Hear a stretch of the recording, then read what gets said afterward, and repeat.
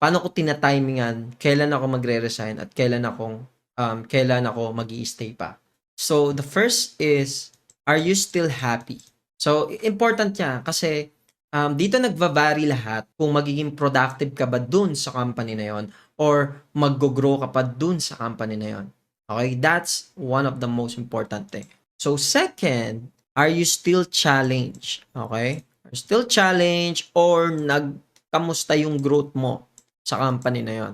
So, yung challenge meaning kasi, pagka hindi ka na na-challenge dyan sa company mo, for sure, mas mababa yung growth mo. Alam mo na yung ginagawa mo eh. Paulit-ulit yon, ABC, ABC, puro ganun na lang yung ginagawa mo. So, paulit-ulit, wala ka ng bagong natututunan, hindi ka na na-challenge, and so on. So, mas mababa na yung growth mo. Siyempre, yung salary. So, you need to check yung mga salary ranges na meron outside versus sa salary na meron ka ngayon.